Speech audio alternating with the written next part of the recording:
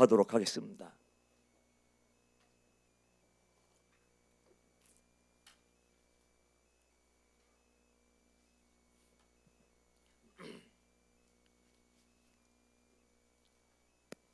이사야 1장 10절부터 20절까지 말씀을 교독하겠습니다. 10절 너희 소돔의 관원들아 여호와의 말씀을 들을지어다. 너희 고모라의 백성아 우리 하나님의 법에 귀를 기울일지어다.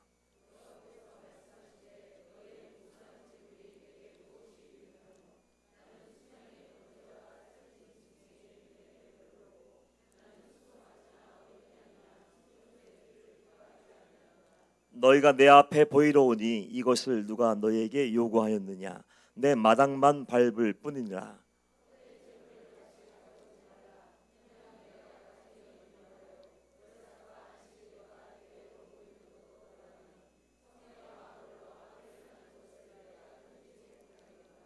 내 마음이 너희의 월삭과 정한 절기를 싫어하나니 그것이 내게 무거운 짐이라. 내가 지기에 곤비하였느니라.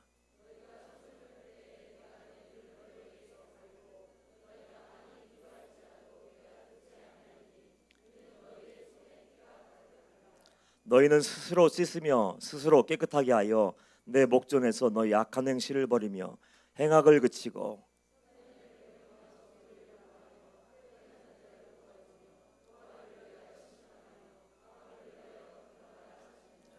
여호와께서 말씀하시되 오라 우리가 서로 변론하자. 너희 죄가 주홍 같을지라도 눈과 같이 희어질 것이요 진흥같이 붉을지라도 양털같이 희게 되리라.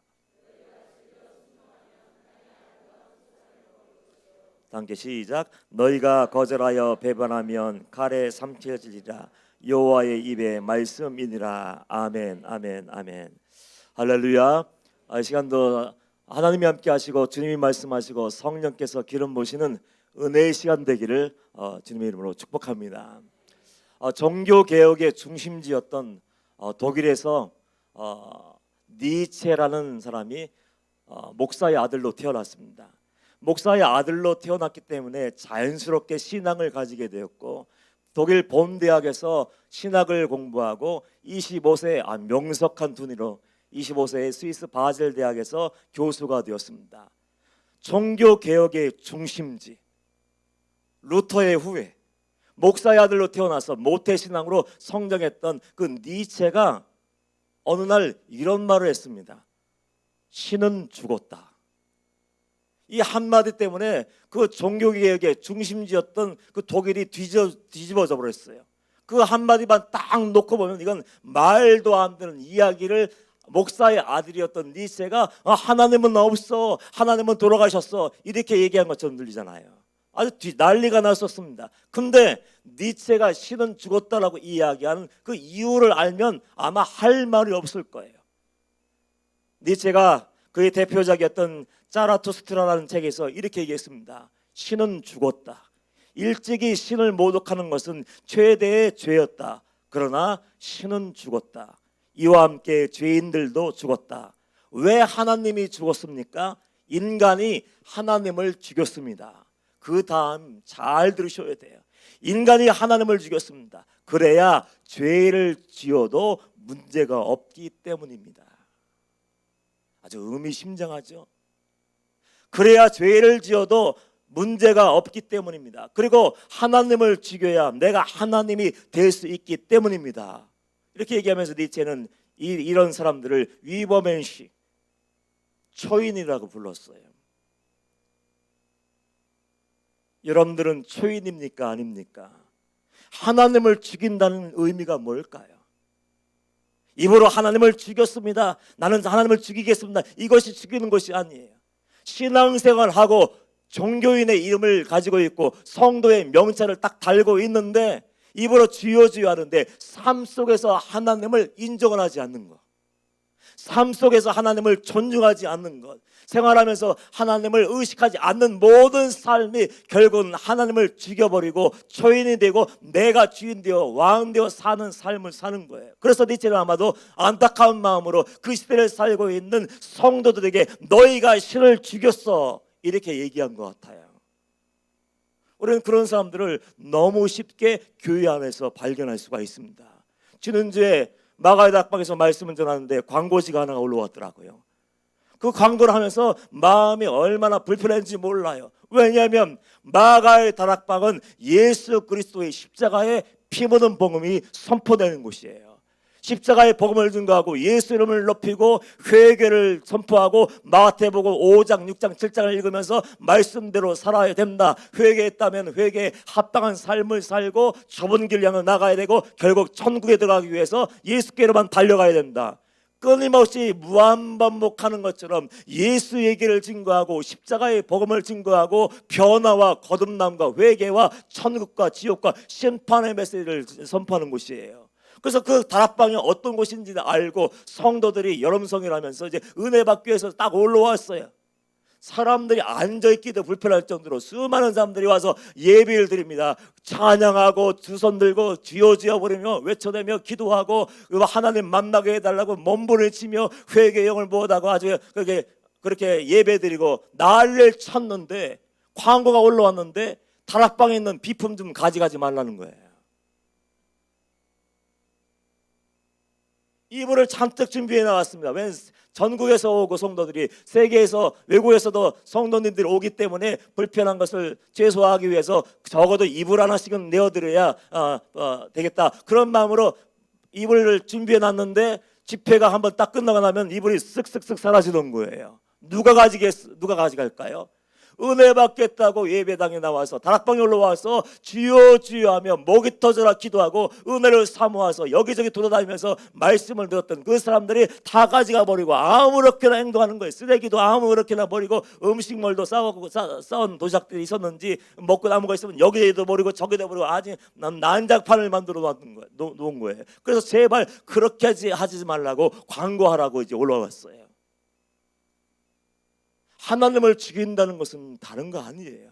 내가 하나님을 알고 하나님과의 만남이 있었고 그분이 나를 살리셨고 그 만남으로 인해서 내 속사람이 거듭났다면 성도의 삶을 살아내야 돼요.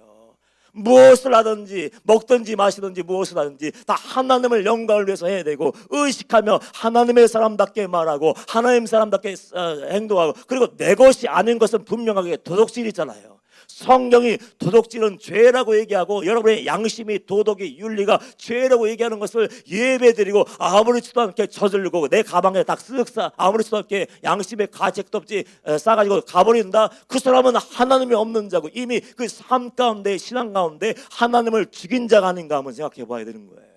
성경을 보면 그런 사람들이 얼마나 많습니까? 예배 열심히 드려요. 예배 시간만 나와서 헌금해요. 기도도 열심히 해요. 나는 구제도 하고 나는 금식도 하고 그러면서 많은 것을 하지만 하나님 없는 삶을 살고 예배를 열심히 드렸지만 예배는 형식일 뿐이고 하나님을 삶으로 괴롭게 하고 고통스럽게 만든 사람들이 얼마나 많냐고요. 마태복음 15장에 보면은 예수님이 어느 날 바리새인과 서기관들과 논쟁을 하시더라고요. 그리고 책망을 하셔요. 성경을 가만히 읽어보면 그 당시에 믿음이 좋다고 인정받았던 제사장들, 서기관들, 율법사들, 바리새인들, 서기관들 이 사람들이 예수님의 아주 신랄한 비판을 받았고 무시무시한 책망을 받았어요. 독사의 새끼들아 회칠한 무덤이여 그러면서 화인받은 양심이여 얼마나 많은 책망을 받았습니까? 그들이 책망받은 이유는 하나에 하나. 그들의 입술로는 주님을 얘기하고 하나님을 얘기하고 말씀을 들먹이고 제사를 얘기하고 제물을 얘기하고 기도를 얘기했지만 삶 속에서 하나님을 도무지 인정하지 않고 말만 번지르게 하지. 삶 속에서 내가 왕 되어서 주인 되어서 내 마음대로 살면서 저질리지 말아야 될 모든 죄를 다 저질리고 있는 거예요. 그래서 예수님이 얼마나 괴로우셨는지 그들 얼굴만 봐도 구역질이 났는지 그들 얼굴만 봐도 나 피하고 싶은 마음이 들었는지 그들만 바라봐도 심장이 벌렁벌렁 살수방이 끊어진 것 같았는지 그들에 대해서 해서는 안 될 말을 하시면서 마태복음 15장 8절에 보면 그들에게 이런 얘기를 하시더라고요. 이 백성이 입술로는 나를 공경하되 마음은 내게서 멀도다. 입술만 나와서 예배드려요. 나중에 구원받을 때 입술만 구원받을 것 같아요. 입술로는 하나님을 사랑합니다. 하나님 말씀대로 살 겁니다. 거룩하게 살 겁니다. 구별된 삶을 삽니다. 죄를 버리겠습니다. 입으로는 얼마든지 마음껏 얘기를 하고 있지만 삶을 들여다보니까 그 삶은 엉망이고 그 마음에는 하나님이 없는 거예요. 형식만 남아있는 거예요. 이 말씀은 이사야 29장 13절 말씀을 인용한 말씀인데 쉬운 성경으로 읽어보니까 정확하게 번역이 되어 있더라고요. 그래서 이사야 29장 13절 말씀 보면 이렇게 기록되어 있습니다. 이 백성이 그 입으로는 나를 존경한다고 말하지만 그 마음은 내게서 멀리 떨어져 있다. 그들이 나를 경배한다고 하지만 그것은 사람들이 해오던 대로 형식적으로 하는 것일 뿐이다. 예수님이, 하나님이 그들을 정확하게 알고 있었어요. 어느 시대를 막론하고 그 시대의 종교인들, 하나님이 빠져버린 사람들, 생명이 빠져버린 사람들, 성령이 함께하지 않는 사람들, 무늬만 남아있는 사람들, 그 사람에 대해서 정확하게 진단하는데 그저기 해오던 대로 그 예배드리고 습관적으로 기도하고 순서에 의지해서 찬양도 하고 헌금도 하고 이것저것 하고 있지만 형식적으로 하는 것뿐이다. 이거 외에는 아무것도 아니라는 거예요. 우리는 어떤지 한번 점검해 볼 필요가 있어요. 솔직하게 여러분들 예배 드리면서 하나님과의 만남이 있습니까? 내 마음속에 성령의 기름 부으심이 부어지고 있습니까? 말씀을 들을 때 내 심령이 뜨거워지고 있습니까? 말씀이 날성검이 돼서 내 심령 것을 쪼개버리고 내가 평소에 죄라고 생각하지 않은 모든 것들이 죄로 드러나고 그래서 내 마음에 떨림이 일어나고 온전한 회개를 이루고 구원을 이루고 내 영혼이 교정받고 치료받는 그 역사가 이루어지고 있습니까? 나가서 일주일 동안 우리가 예배 한 번 딱 드리고, 어떤 사람들은 예배 한 번 드리잖아요. 일주일 동안 그 예배 한 번 딱 드리고 한 주간 동안 승리해야 되는데 승리할 만한 힘과 능력과 지혜와 거룩의 능력을 여러분 공급받고 체험받고 돌아가고 있습니까? 그 예배가 아니라면 어쩌면 우리도 하나님이 책망하셨던 것처럼 이사야 시대의 그 백성들처럼 늘 해오던 대로 주일이 되었네, 예배 드리러 가야지, 와서 앉아있고 두 눈을 뜨고 입술로 주여 주여 하고 은혜 달라고 얘기하지만 형식적으로 하는 것뿐이다. 그 외에는 남지 않는 그런 비참한 사람이 될 수밖에 없는 거예요. 예배는 잘 들어요.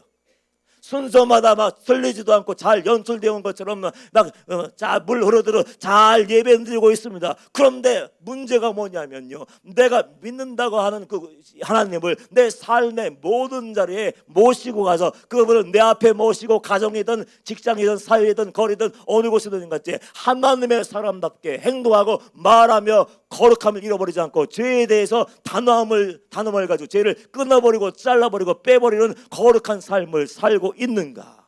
그 삶을 드리지 않는다면 우리는 썸데이 크리스찬, 그냥 명목상의 교인일 수밖에 없어요. 하나님이 인정하지 않는 예배가 얼마나 중요한지 여러분들 아셔야 돼요. 예배가 또 한 번의 예배가 되고 다음에 와서 또 한 번 드리면 되지, 그런 예배가 되어서는 안 되고, 예배가 딱 한 번 예배도 드린다 할지라도 예배 시간을 통해서 내게 말씀하시고 내 영혼을 살리기를 원하시고 내 영혼을 새롭게 하시기를 원하시는 그 하나님과의 만남이 꼭 있어야 되는 거예요. 그 예배에 실패해버리면 내가 주인 노릇해.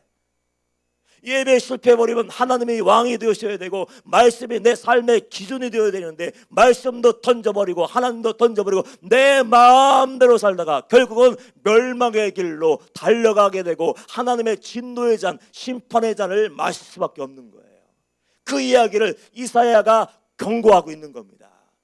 이사야는 어떤 사람이었습니까? 주전 8세기경에 그 활동하던 하나님의 사람이었어요. 이사야 선자에게 주신 말씀은 여호와의 심판이었습니다. 그래서 이사야 선자는 인기 없는 사람일 수 있었어요. 왜냐하면 이 시대를 가리지 아니하고 회개를 선포하고 심판을 얘기하고 천국과 지옥을 얘기하고 거듭남을 얘기하고 좁은 길을 얘기하면 인기 없는 세대가 됐지 않았습니까? 그 영혼을 살리기 위해서 죄를 끄집어내는 거예요. 용서하기 위해서 죄를 끄집어내는 거예요. 영혼들을 살려내서 천국으로 인도하려고 하나님께서 돌아오라 심판에 대해서 말씀하시는데 사람들은 귀를 틀어막더라고요. 안 듣겠다는 거예요. 왜? 내가 원하지 않는다는 거죠. 이사야 선지자는 그럼에도 불구하고 하나님을 대면해서 보았어요. 만났어요. 하나님이 입에 넣으신 그 말씀을 가지고 다니면서 하나님의 심판이 있습니다. 여러분 잘 들으셔야 됩니다. 이스라엘 백성들이요, 내 형제여 자매여 하면서 하나님의 심판이 있습니다 하고 심판의 메시지를 증거했는데 그 사람들은 콧방귀도 안 끼는 거예요. 안 듣는 거예요. 이상해요. 시대가 멸망하려면요 하나님의 말씀에 눈을 감아버리고 귀를 막아버리더라고요. 그러면 소망이 없는데 이스라엘 백성들도 그랬어요. 이사야 선지자가 애절한 마음으로 증거하지 않겠습니까? 알고 이 사람들 잘 됐네, 죄 짓더니 끝났어, 알고 내가 그렇게 얘기했잖아, 그 범죄하면 하나님이 버리신다고, 아이고 잘 됐네, 이런 마음으로 말씀을 증거했겠습니까? 하나님의 마음을 알고 심판을 알고 천국과 지옥을 알고 지옥의 형벌이 무시무시한 것을 아는 사람은 내가 지옥에 가는 마음, 그 심정을 가지고 안타까움 가지고 절박함을 가지고 얘기하는 거예요. 하나님이 심판하십니다. 노아도 그랬을 거예요. 하나님이 진노하셨어요. 심판하십니다. 그러면서 그 얘기를 했을 텐데 사람들은 무사 안일주의예요. 지금 뭔 소리야, 나라가 잘 돌아가고 있고 우리가 사는 거 아무런 문제 없고 경제적으로 아무 문제 없고 나에게 개인적으로 피해가 아무것도 없는데 무슨 얘기야, 그런 마음을 가지고 있었던지 경각심이 없었어요. 위기의식이 없었어요. 아니 도대체 하나님이 말씀하시는데 하나님의 종을 통해서 이사야를 통해서 하나님을 만난 사람을 통해서 너희 하나님의 심판하실까 얘기하는데 어떻게 안 들을 수가 있을까? 안타깝게도 그렇게 목이 터져라 외쳤을 텐데 이스라엘 백성들은 그 얘기를 귀담아 듣지 않았어요. 아무런 일이 벌어지지 않았으니까요. 그러면서 마음을 찢고 앉아 위기감을 느끼고 영혼이 깨어나고 양심이 다시 깨어나서 그래 혹시라도 남아있는 죄가 없나, 그래 다 회개했는데 내가 아직 끊어버리지 않은 죄가 있나, 입술로 지은 죄, 말로 지은 죄, 눈으로 지은 죄, 손과 발로 지은 죄가 없나, 그러면서 자기를 살피며 돌아서면 좋을 텐데 아무도 그런 일을 안 했어요. 그래서 결국 이스라엘 백성들은 하나님의 심판의 메시지를 들으면서도 신앙적으로 완전히 바닥을 치기 시작했고 신앙이 무너져 버릴까, 도덕적으로 윤리적으로 사회적으로 다 망가지기 시작해서 결국은 기원전 586년에 바벨론 제국에 의해서 완전히 남쪽 나라 유다 땅이 멸망당하고 말았습니다. 그 이유가 뭔지 아세요 여러분들?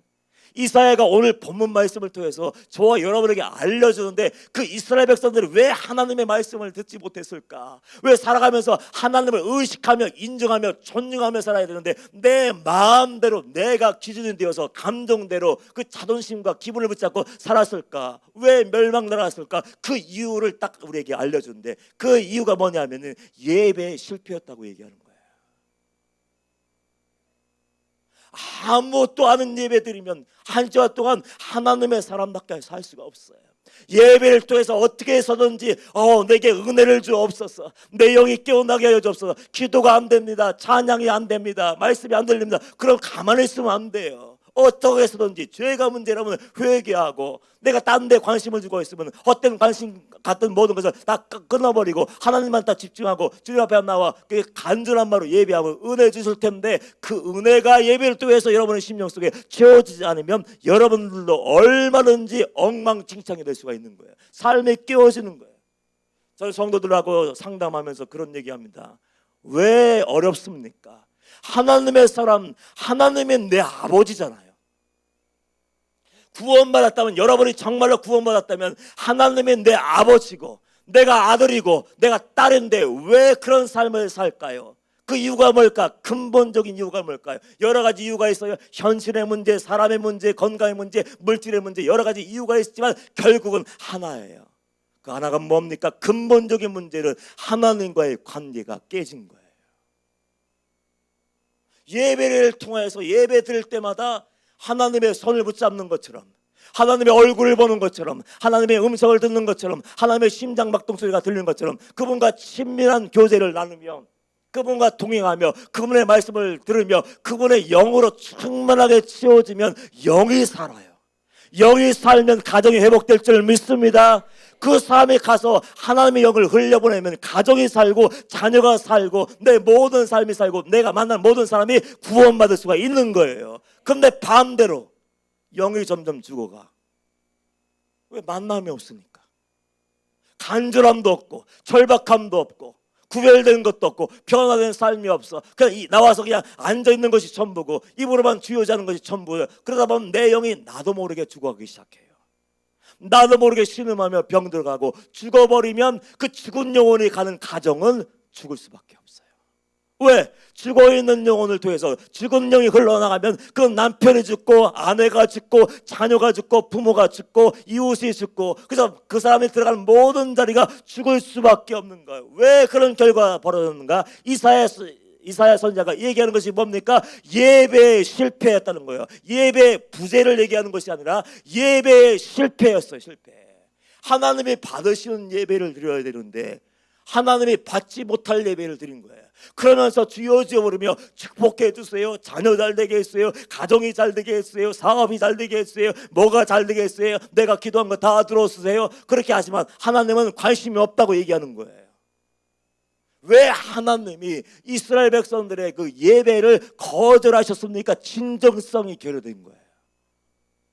하나님을 만나고자 하는 열정, 내가 회개하고자 하는 열정, 구원받고자 하는 열정, 새 사람이 되고자 하는 열정, 세상을 이길 수 있는 거룩한 신부가 되고자 하는 그 뜨거운 마음이 있어야 되는데 그건 없고 그저 나와서 그냥 예배하면 뚝 드리고 도깨비 방망이처럼 하나님을 딱 끌어다가 그래 예배 드렸으니까 이것도 해주시고 뚝딱 저것도 해주시고 뚝딱 이걸 원하는 거예요. 그런데 하나님은 모든 것을 잘 알고 계시잖아요. 십년 골수를 쪼개보시는 그 하나님은 내 숨어있는 동기, 어떤 마음으로 나와서 예배하는지 다 알고 있는 분 아니에요. 그러니까 예수 하나님이 10절 말씀에 뭐라고 하십니까? 그들에 대해서 이렇게 얘기를 하시더라고요. 너희 소돔의 관원들아 여호와의 말씀을 들을지어다. 소돔의 관원들아 여호와의 말씀을 들을지어다. 너희 고모라의 백성아 우리 하나님의 법에 귀를 기울일지어다. 여기에 대단한 의미가 있는 거예요.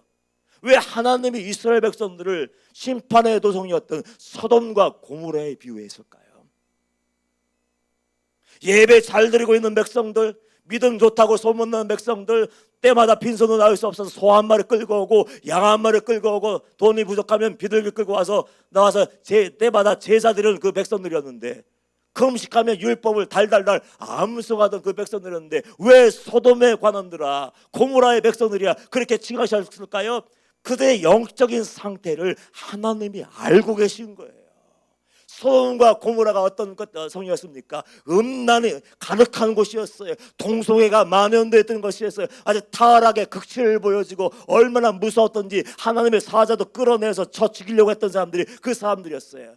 그것을 회상하면서 너희들은 살았다는 이름을 가지고 있을 뿐이고 성도의 이름표만 붙들고 있을 뿐이지 내가 보기에 너희들은 소돔의 관원이고 고모라의 백성들이야. 너희는 영적으로 파산한 사람이야. 하나님의 진노의 잔이 부어지기 일보 직전에 영적인 상태를 보여주고 있다고 하나님이 지금 얘기하고 있는 거예요. 그것도 모르고 영혼 죽어버렸고 이미 하나님의 보호하심 밖으로 밀려나 버렸어요. 유기되었어요. 죄를 져도 하나님이 더 이상 얘기하지 않는 그 상태가 되었어요. 그러면서 예배를 드려요. 11절 말씀 보면 하나님이 뭐라고 얘기하십니까? 여호와께서 말씀하시되 너희의 무수한 재물이 내게 무엇이 유익하뇨? 영이 죽어버렸어. 온갖 죄에 다 연관되어 있어. 그러면서도 주일만 되면 나와서 예배하고 재물도 드리고 찬양도 하고 기도도 하고 봉사한다고 막 들어가서 여기저기서 봉사하고 있는데 하나님께서 탄식하시는 거예요. 너의 무수한 재물이 내게 무엇이 유익하뇨? 나는 수양의 번제와 살찐 짐승의 기름에 배불렸고 나는 수송아지나 어린 양이나 수렴소의 피를 기뻐하지 아니하노라. 아무 유익이 없는데 그 왜 들고 와? 왜 가져와? 왜 와서 앉아있니? 너희들 지금 쇼하는 거니? 연극하는 거니? 너희들 다 영화 배우니? 탤런트니? 그런 얘기를 하시면서 12절 말씀에 뭐라고 탄식하십니까? 너희가 내 앞에 보이러 오니 이것을 누가 너희에게 요구하겠느냐? 내 마당만 밟을 뿐이니라. 너희들 쇼하지 마. 혼자 있을 때 할 거 다 하고 볼 거 다 보고 먹고 마실 거 다 마시면서 할 얘기 마음대로 다 하고 주일날만 걸어가 옷을 입고 샤워하고 양 벗고 나서 예비하면 내가 속을 줄 알아? 너희는 쇼하는 거야. 사람에게 보이러 오니 나에게 보이러 오니 내 마당만 받는다면서 13절 말씀 뭐라고 얘기합니까?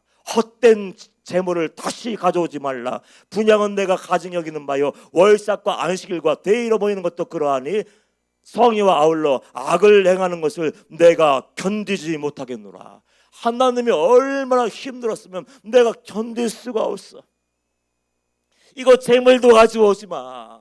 주일 예배 소용이 없어. 오후 예배도 소용없어. 수요일 저녁 예배도 소용없어. 마가의 다락방 목요일이라 금요일이라 소용이 없어. 지금 하나님이 이런 말씀하시면서 내가 싫어 더 이상 내가 너무 곤비해져서 가져오지 마. 그러면서 15절 말씀 아예 결론을 딱 내려버려요.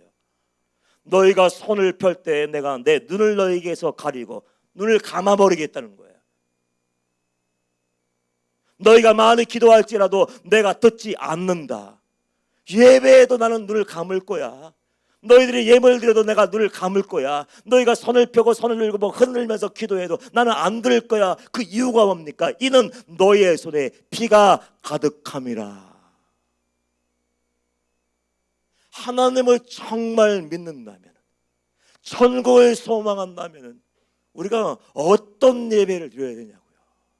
죄가 가득한 예배, 주일에만 성도고 한 주간 내 마음대로 사는 것, 그러면서 또 주일 아무 일도 없던 것처럼 그냥 세수 한번 하고 샤워 한번 하고 머리 한번 갖고 나와서 예배하면 하나님이 감동받으실까요? 그렇지 않다는 거예요. 진짜 예배는 한 주간 내내 교회 밖에 나가서 사는 모든 시간 동안 다 포함해서 그 일주일간의 모든 시간이 예배가 되어야 될 줄 믿습니다. 성전에서 예배하는 모습으로, 성전에서 교회에서 목사님 앞에서 장로님 앞에서 속장님 앞에서 얘기하는 그 말하는 것과 똑같이 가정에서도 똑같이 해야 되고, 직장에서도 똑같이 해야 되고, 학교에서도 그렇게 살아야 되고, 거리에서도 똑같이 행동하고, 말하지 않는 것은 예배가 될 수 없다고 얘기하면서 하나님이 가증한 것이고 나를 괴롭게 하는 것이라고 지금 얘기하고 있는 거예요.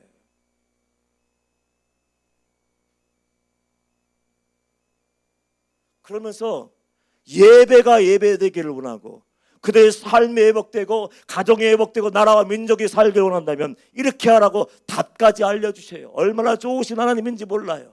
16절 말씀 보면 너희는 스스로 씻으며 스스로 깨끗하게 하여 내 목전에서 너희 악한 행실을 버리며 행악을 그치고 선행을 배우며 정의를 구하며 학대받는 자를 도와주며 고아를 위하여 신원하며 과부를 위하여 변호하라 하셨느니라. 그래서 진짜 예배를 드리고 원한다면은 사람 앞에서만 그런 척, 거룩한 척, 믿음 좋은 척, 신령한 척 그렇게 사는 것이 아니라, 보이려고 행동하는 것이 아니라 혼자 있을 때에도 하나님을 의식하며 존중하며 우리끼리 있을 때도 언행 심사에 범죄함이 없고 들은 말씀 가지고 순종하며 거룩한 삶을 먼저 살아내라는 거예요. 그럴 때 예배가 되고 기도가 되고 응답이 되고 내가 너희의 하나님이 된다고 말씀하고 계시는 거예요. 저는 예배를 누가 드릴 수 있는가 생각해 봤어요. 정말 하나님이 기뻐하시는 그 예배를 누가 드릴 수 있습니까? 속사람이 거듭나지 않으면 드릴 수 없어요. 회개하지 않으면 드릴 수 없어요. 변화되지 않으면 드릴 수 없어요. 내 마음과 생각과 가치관이 하나도 바뀌지 않았는데 하나님을 의식하며 천국을 그리워하며 사도 바울처럼 모든 것을 다 버리고 싹 돌아서서 십자가의 복음을 해서 죽을 수 있겠습니까? 내 안에 하나님 나라가 이루어지지 않고 하나님이 내 안에 계시지 않고 성령님이 내 안에 안 계셨는데 어떻게 신령과 진정으로 하나님이 원하시는 예배를 드릴 수 있겠습니까? 여러분이 정말 살아있는 예배를 드리고 예배를 통해서 하나님의 은혜 받고 도심을 얻고 이 세상에 나가서 세상을 정복하고 다스릴 수 있는 십자가 군병이 되기를 원한다면 제일 먼저 있어야 될 게 뭡니까? 회개. 죄를 품고 예배 드려야 무슨 소용이 있어요? 죄가 가득하고 여기저기 죄의 누더기 같은 옷을 입고 나와서 예배하는데 하나님이 기도에 응답해 주겠습니까? 그래서 하나님이 너희 스스로 씻으며 너희 스스로 깨끗하게 하여 내 목전에서 너희 악한 행실을 버리며 행악을 그치고 예배를 드리기 위해서는 먼저 죄가 다 사라져야 되는 거예요. 내 삶 가운데 생각 속에서 삶의 모든 자리에서 남아있는 죄, 어떤 죄요? 하나님이 말씀하시는 죄, 특별히 성경이 죄라고 얘기하는 모든 죄를 거부하고 버리고 던져버리고 끊어버리고 발로 차버리고 주먹으로 쳐서 다 버리지 않으면 예배가 예배될 수 없고 하나님의 구원이 임할 수 없다고 지금 얘기하는 거예요. 그래서 중요한 게 뭡니까? 나를 살피는 거예요. 여러분이 영적으로 산 자입니까? 죽은 자입니까? 영적으로 살아나기를 원하고 영적으로 천국 백성 되기를 원한다면 먼저 남을 손가락을 펴서 남의 티끌을 빼는 것이 아니라 내게 먼저 말씀을 정하고 내 안에 심겨있는 들보를 뽑아내지 않으면 하나님과의 관계가 회복될 수 없고 회개의 문을 통과하지 않은 사람은 신령과 진정으로 예배할 수 없고 신령과 진정으로 예배하지 못하는 사람, 영적인 실패를 예배를 통해서 날마다 실패를 경험하는 사람은 모든 삶이 결국은 무너지고 깨어질 수밖에 없는 거예요. 이사야를 통해서 우리에게 들려주는 말씀이 바로 그거예요. 예배의 실패가 모든 것의 실패야. 하나님과의 관계가 끊어진 사람은 영적일 수 없고 하나님과의 관계가 끊어진 사람은 은혜받지 못하는 사람은 말씀이 그를 주장할 수 없게 되고 말씀이 살아있지 못하고 기도가 살아있지 않은 사람은 결국 영적인 사망을 이룰 수밖에 없고 영적으로 죽은 사람이 만나는 모든 사람은 영은 악한 것이든지 좋은 것이든지 흘러가기 때문에 한 영혼을 죽일 수도 있고 한 영혼을 살릴 수도 있는 거예요. 예배에 성공하고 무너진 삶이 회복되길 원한다면 우리가 제일 먼저 여호와께로 돌아가야 되는데 제일 먼저 해야 될 것이 뭐라고요? 회개. 주님이 회개를 얘기하신 이유는 용서하기 위해서잖아요. 살려주기 위해서. 이사야 선지자를 통해서 하나님이 이스라엘 백성들에게 너희를 심판할 거 얘기한 것은 심판의 목적이 아니에요. 지금도 늦지 않았다. 지금도 늦지 않았어. 너희 불의함을 던져버려. 음란과 탐욕과 사남을 뽑아내버려. 시기와 질투와 거짓말과 도둑질 다 버리고 여호와께 돌아와 회개하고 다시 삶의 예배를 드릴 수만 있다면 내가 너희의 하나님이 될게. 그 말씀이 오늘 18절 말씀에 기록되어 있잖아요. 여호와께서 말씀하시되 오라, 나한테 오라는 거야. 한번 얘기해보자. 내가 진짜 죄인인지 아닌지 살아있는 예배를 드리는지 안 드리는지 한번 얘기해보자. 하나님이 직접 얘기해 준다는 거예요. 여호와께서 말씀하시되 오라, 우리가 서로 변론하자. 너희 죄가 주홍 같을지라도 눈과 같이 희어질 것이요 진홍같이 붉을지라도 양털같이 희게 되리라. 너희가 즐겨 순종하면 땅의 아름다운 소산을 먹을 것이요 너희가 거절하여 배반하면 칼에 삼켜지리라. 여호와의 입에 말씀이니라. 하나님이 분명하게 말씀하셔요. 너희 죄가 주홍빛 같을지라도 진홍빛 같을지라도 세상 사람들이 손가락질하고 평생 용서받지 못한 어떤 죄가 있을지라도 나는 다 용서해 줄 수 있어. 사람은 용서하지 못하지만 너희들이 어떤 치명적인 죄를 지었든지 내 앞에 나와 용서를 구하고 회개하면 주님께서 십자가 열려주신 그 보혈의 피로 다 흰눈보다 더하게 줄 거야. 얘기하면서 너희가 그러면 순종하면 땅의 아름다운 소산을 먹게 될 거야. 반대로 거절한다면 너희는 무수시한 칼에 삼켜지게 될 거야. 회개하고 났을 때, 돌아왔을 때 우린 그제서야 삶으로 예배하게 되고 어느 곳에 있든지 어느 자리에 있든지 삶으로 예배하게 된다면 하나님은 나의 하나님이 될 것이고 나의 구원자가 될 줄 믿습니다. 이야기 하나만 하고 말씀을 마무리할게요. 제가 집회나가면서 곤란스러운 때가 있어요. 그건 언젠가 하면요, 아이들을 살려달래요. 내 아들 좀 살려주세요. 내 딸을 좀 건져주세요. 왜 그러냐고 그러니까 왜 그러냐고 물어요. 어렸을 때는 부모님하고 잘 교회 다녔대요. 근데 대학교 가는 순간 얘가 갑자기 딱 독립을 선언하면서 나에게 더 이상 신앙을 강요하지 마십시오. 그 아이들이 하나님을 떠나버리고 온갖 죄에 다 빠져 있는 거예요. 정말 사람이 저질릴 수 있는 모든 죄를 다 저지르고 있는데 그들이 죄가 죄인 줄 모른대요. 아이들을 불러왔어요. 야, 모태신앙이잖아. 넌 장로의 아들이고 권사의 딸이고 집사의 자녀인데 왜 교회를 안 다녀? 너희들 학생부 시절에 청소년부 시절에 예배 잘 드리고 했다며. 그 아이들이 이구동성으로 이렇게 얘기해요.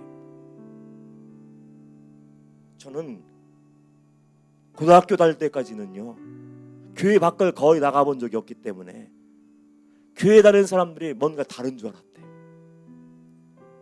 뭔가 다른 줄 알았대. 근데 세상에 딱 나가보니까 보호 안에 있다가 싹 벗어나서 이제 그 넓은 곳으로 나가서 이 사람 저 사람 만나고 생활하다 보니까 이게 성도의 가정에 교회 다니는 사람이든지 교회 다니지 않던 사람이든지 똑같다는 거예요. 주일날 가서 예배 배움들했지 똑같이 술 먹고 똑같이 죄 짓고 똑같이 노래방 가고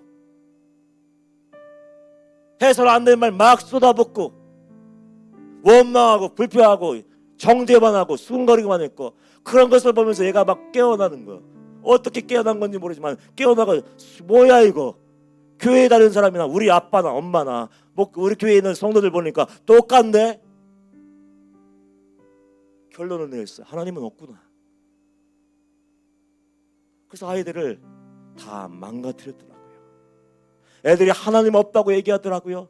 그건 죄라고 얘기했더니 이렇게 얘기하더군요. 힘들어요. 상처 주지 마세요. 비판하지 마세요. 정죄하지 마세요. 이게 왜 죄예요? 우리 교회 성도님도 우리 아빠 엄마도 하고 밖에 나가 있는 사람도 하고 나도 하고 아무 문제 없어요. 뭐가 문제예요? 자녀를 위해서 눈물을 흘리는 영혼이 있다면요, 그 영혼을 구원하기 위해서 먼저 삶의 예배를 드리세요. 먼저 내가 성도가 분명하다면 교회에 있든지 가정에 있든지 어느 곳에 있든지 성도답게 사는 거예요. 부모가 먼저 하나님을 경외하는 삶을 사는 거예요. 가정에서 마음대로 행동하고 마음대로 말하는 것이 아니라 가정에서도 하나님을 주인으로 모시고 기도하는 모습 보여주고 말씀 읽는 모습 보여주고 사랑으로 오래 참음으로 온유함으로 인내함으로 아이들 기다려주고 말씀으로 양육하고, 그런다면 아무런 문제가 없을 텐데 예배될 때 왜 그 모습 외에는 다른 것이 아무것도 없기 때문에 그 아이들이 영혼이 완전히 파괴되어 버렸고 사단에게 붙잡혀 버리고 말았어요.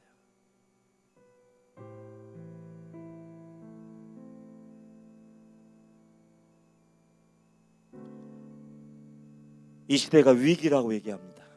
전 잘 몰라, 정치인 잘 몰라요. 우판이 좌판이 아무것도 몰라요. 근데 한 가지는 알 수 있어요. 지금이 정말 풍전등화의 위기 앞에 놓이는 이 세대가 아닌가, 이 나라가 아닌가. 이스라엘 백성들, 하나님의 백성들이 예배에 실패하고 하나님과의 관계가 단절되고 하나님의 선명한 말씀의 기준을 꺾어버렸을 때 하나님의 심판이 임하게 되었어요. 우리는 오늘 예배 태도가 오늘 달라져야 돼요.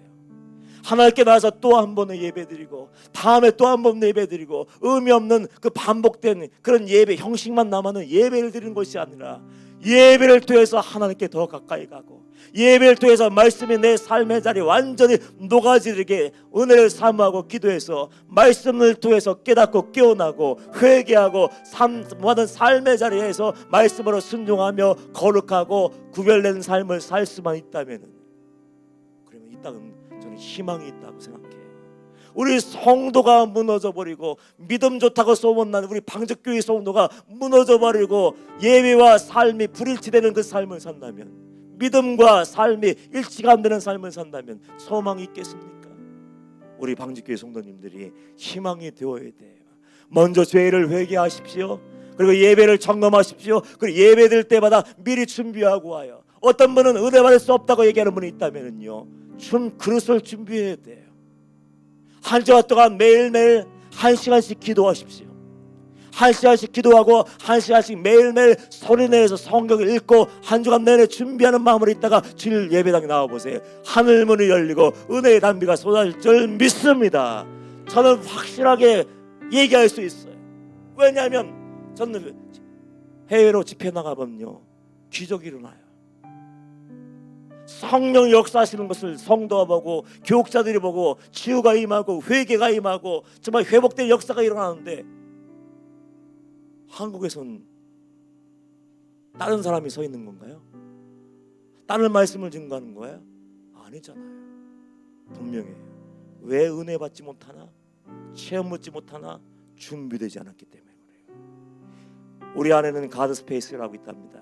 하나님의 성소가 있는데 그 성소에는 오직 하나만 넣을 수 있대요.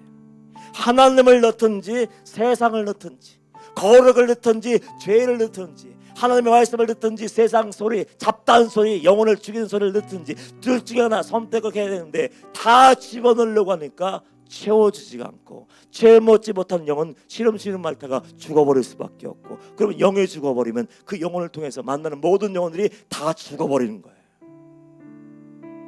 준비하십시오. 말씀 하루에 1시간씩 읽으십시오. 아멘 하셔야 돼요. 살길 원한다면, 이 시대에 소망이 되길 원한다면 제발 말씀을 읽어야 돼요. 말씀 읽고 또 1시간씩 기도하세요. 그리고 일주일 동안 살고 거룩하게 죄와 끊어버리고 TV도 끊어버리고 인터넷도 끊어버리고 할 수만 있으면 들어봐도 보지 마세요. 다 끊어버리고 경건한 삶을 한 주간 동안 살다가 오면 현관문 들어설 때부터 하나님의 은혜가 여러분의 심령을 적시고 영혼을 살리고 여러분 기도가 하늘 보좌에 드려지게 되고 응답받고 하나님의 구원하심을 볼 줄 믿습니다. 준비를 해야 우리가 은혜 받는 거예요. 그래서 여러분들 하나님의 살아계심을 알고 여러분이 살고 영혼이 살고 가정도 살고 나라와 민족과 교회까지 살릴 수 있는 여러분 되시기를 주님의 이름으로 축복합니다. 이 시간 주여 한번 부르고 통성으로 기도합니다. 하나님, 하나님의 살아계심을 절대로 잊지 않게 하시고 예배 때마다 하나님의 능력을 경험하게 하셔서 이 한 주간 용사의 삶을 살고 거룩한 신부의 삶을 살게 하여 주옵소서. 힘과 지혜와 능력과 말씀을 달라고 주여 한번 부르고 통성으로 기도합니다. 주여